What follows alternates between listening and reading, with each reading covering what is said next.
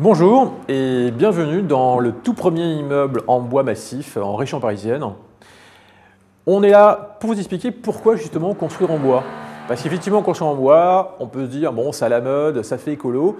Et d'ailleurs, on le voit bien avec beaucoup de réalisations aujourd'hui où en fait on a des blocs de béton et recouverts simplement un petit peu de bardage, ce qu'on appelle d'ailleurs le greenwashing. On repeint en vert pour faire un peu plus écolo. Non, en fait, le bois, c'est vraiment un matériau extraordinaire. Premièrement, c'est un matériau renouvelable. Il n'y en a pas beaucoup. C'est un isolant naturel, c'est un puits de carbone et c'est un matériau peu gourmand en énergie. Alors, on va reprendre ces quatre notions.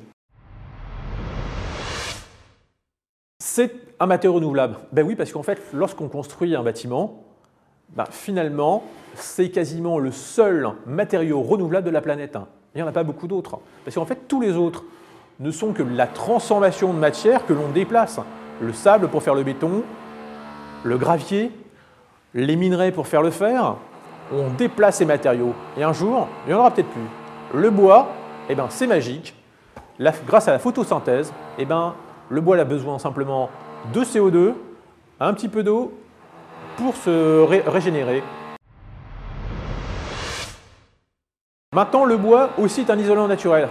Tout simplement, grâce à ses propriétés intrinsèques, c'est-à-dire en fait la façon dont il est constitué à l'intérieur au niveau moléculaire, en fait il a capté de l'air et donc il va permettre justement de très bien isoler. Alors par exemple, 20 cm de bois, ça équivaut à peu près à 8 cm d'isolant traditionnel que le polystyrène ou la laine de roche. Si on le compare à du béton, 20 cm de béton, ce n'est que 8 mm de polystyrène ou de laine de roche. C'est aussi un puits de carbone. Comme je vous dis tout à l'heure, c'est presque magique. Aujourd'hui, on dépense effectivement des millions pour trouver des systèmes qui vont permettre de capter le CO2 qui est en trop grande quantité dans l'atmosphère. Il suffit simplement de planter des arbres. Lorsque les arbres sont jeunes, ils vont capter du CO2 dans l'atmosphère, rejeter de l'oxygène et capter donc de façon durable ce CO2 à l'intérieur. Donc le bois, c'est tout simplement du carbone. Et utiliser ce bois, ça permet en fait de stocker ce carbone de façon durable. D'autre part, on parle beaucoup en fait des forêts. On a peur qu'utilisant le bois, on va détruire ces forêts. Rassurez-vous, en Europe, c'est tout le contraire. On a beaucoup de forêts.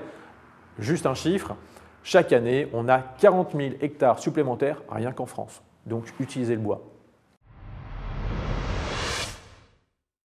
Le bois est également peu consommateur d'énergie, notamment pour sa fabrication, c'est en fait aller chercher, le scier, pour le transporter et pour le recycler.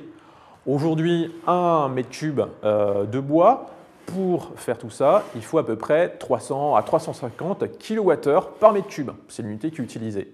Quand on compare à du béton armé, il faut à peu près 1800 kWh par mètre cube. Lorsqu'on compare à du métal et notamment à de l'aluminium, on est plus proche des 140 000 kWh par mètre cube. Ça laisse à réfléchir. Donc, construire en bois, c'est construire pour les générations futures.